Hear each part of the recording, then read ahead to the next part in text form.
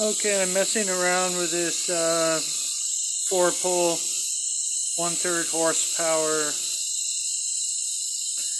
3-phase induction motor set up to be a rotoverter running on single phase, a 4 UF cap between L2 and L3. And now I've added a variac. I can adjust the voltage input. Right now I have 40 volts AC into it, and the amp draw is, according to this meter, between 0 and 10 milliamps, so say 5 milliamps.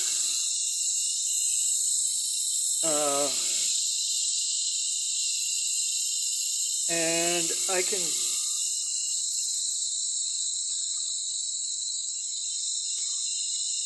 slowed the shaft somewhat. Doesn't want to stall, but it's close to wanting to stall if I give it some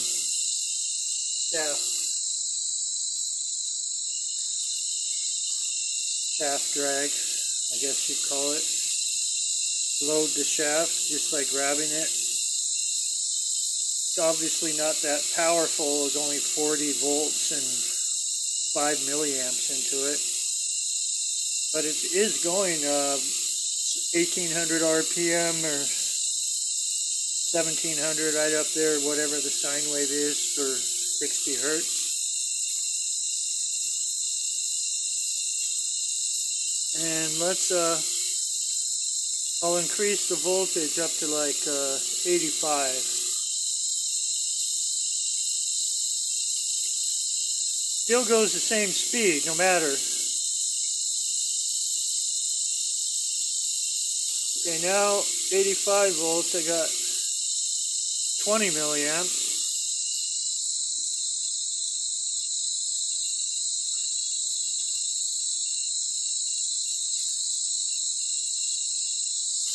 You can see the amps goes up to about 150 milliamps when I give some good shaft torque, shaft load to it.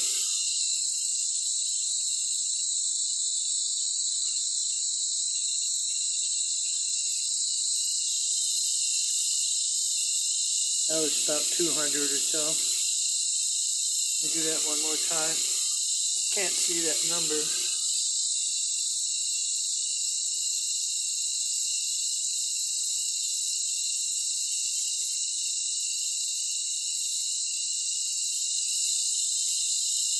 Okay, so I would suspect at 85 volts, and this was turning a load that's very low to moderate load, like maybe my dual rotor motor generator, you'd expect about 300 milliamps. However, when you do find a consistent load that you want to be turning, now you want to change your run cap UF. If it starts to stall too easy, you can go up to a 5 UF or a 6 UF instead of a 4 UF, and that'll give the shaft more torque. So let's bring it back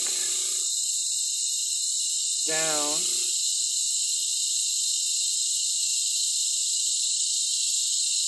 Not going up. Go back down where it flashes between 0 and 1.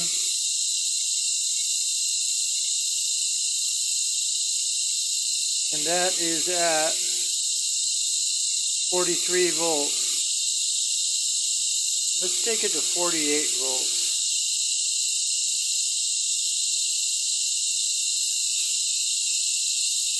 You can do this with 4 batteries in series, 12-volt batteries, and then alternate them, have 2 stacks. Anyways, so we're about 10 milliamps.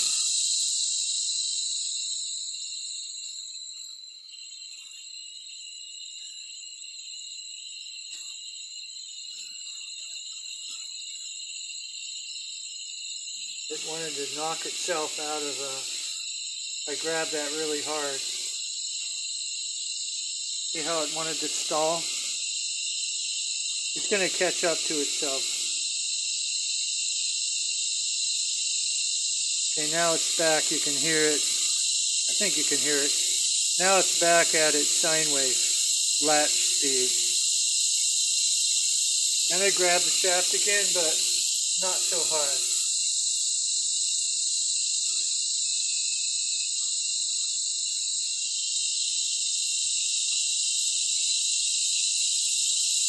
Anyway,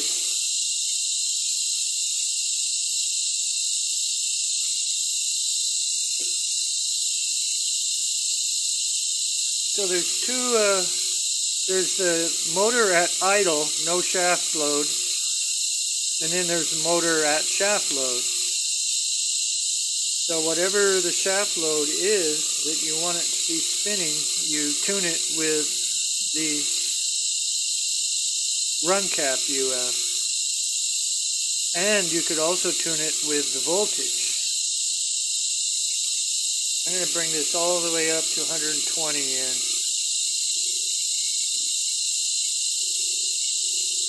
Okay, Variac, I took it all the way up to 120, 121. Now, we're at 40 milliamps.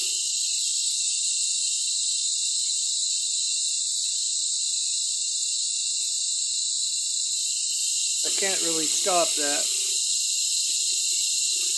But you can see, I'm going to look again.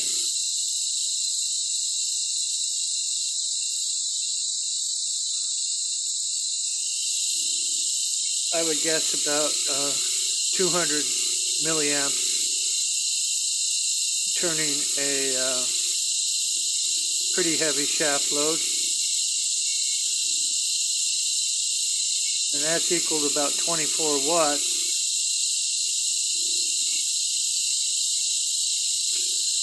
I'm going to cut it down to 91 for some reason. I was fooling with this before and I kind of like 91, 92. Okay, 20 milliamps.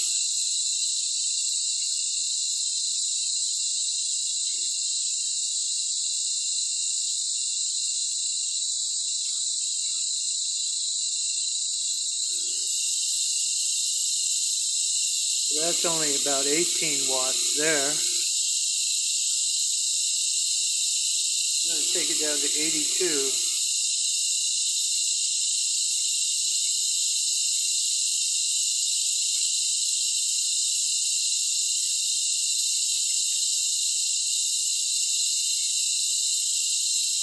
Milliamps, 81.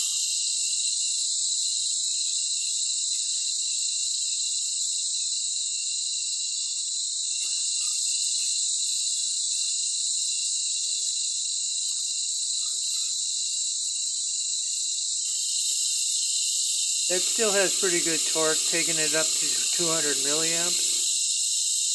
So that'd be about 16 watts.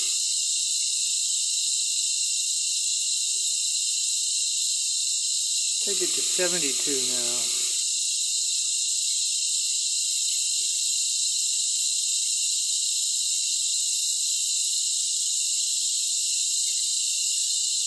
Now we have 10. Well, 10 and probably about 15 milliamps right now, according to the meter.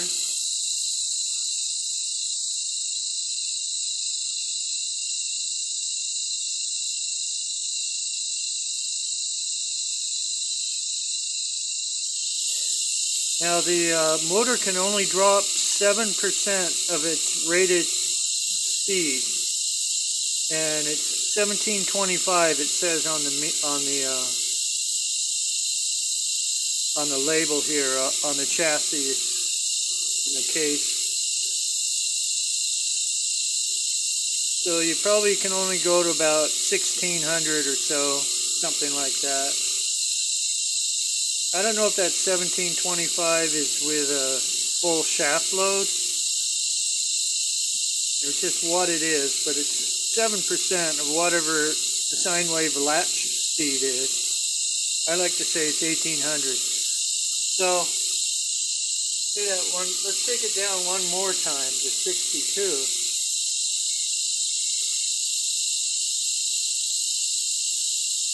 Oops, I'm going the wrong way.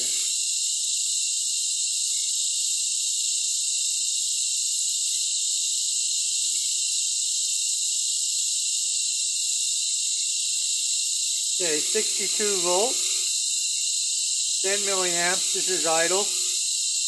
Here's where you save a lot of power. Like when the motor's not doing a load, it's only running on about 6 watts.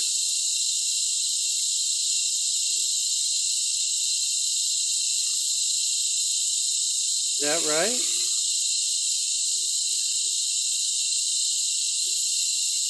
No, it's 0.6 watts. This is a half a watt input because it's 10 milliamps, not 100. So it's drawing about half an amp right now. And then all of a sudden you might want to do something with it.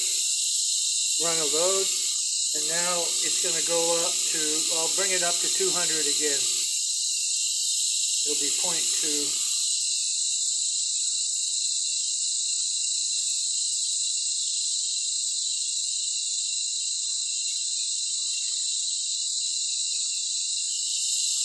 Okay, it could stay right there.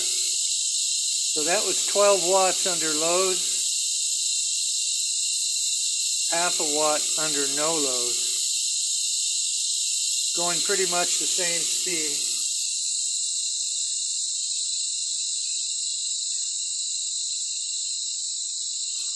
I'm going to try to do 300. It wants, I don't think I can get it up to 300. It's going to stall. This is not a synchronous motor. It doesn't have any magnets in it. Its magnetic field whips around and it kind of drags the rotor around. And it's not latched up like if it had a magnetic rotor, magnets in the rotor. So it slips. It slips out of the sine wave at 7% drop in RPMs from how it's latched. So, okay, that was something. Let's take it down to 0 again, and I'll call it a video here. I'm just playing around with a variac into it, that's what I'm doing. Let's go to 48 volts.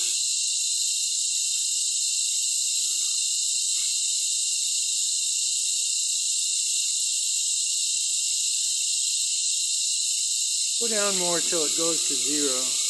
There.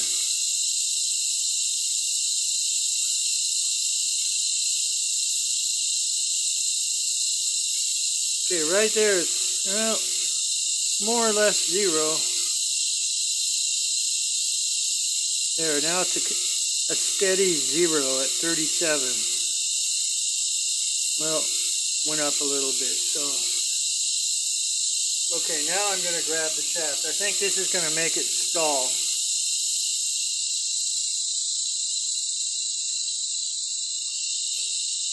Yeah. No, it didn't quite stall, but it wanted to. Now it's coming back up to speed. Now it's latched at its sine wave.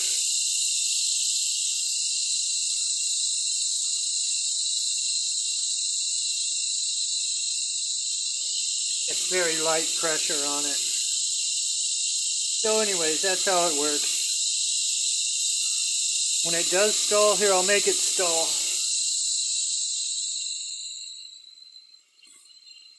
No, it's way down there. It slipped out.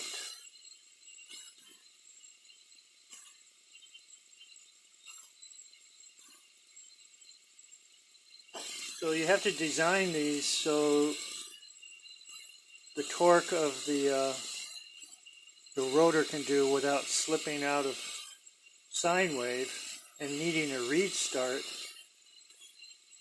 You need to know what you got. Otherwise, people will have a motor and they put too much load on it and boom, it goes, it stops, stalls.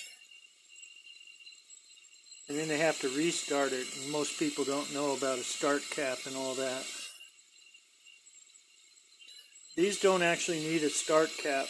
This one with the ceramic bearings just has such easy spin.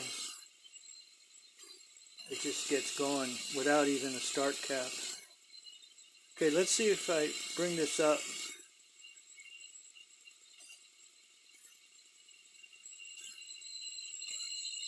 There, I got it.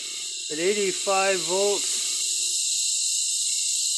it starts going again.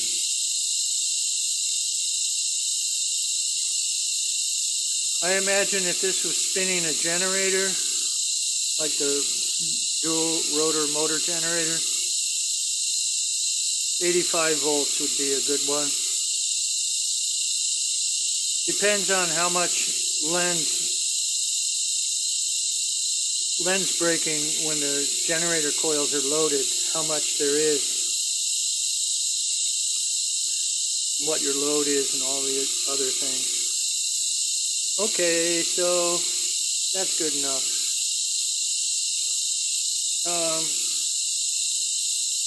Also, I put a scope on this motor last night, and at 120 volts in, there was no phase shift at all. The volts and amps are right together. There's no phase shift at 120 volts. There might be some phase shift going on, like right now at 88, but I don't want to break out the scope right now. This is good enough.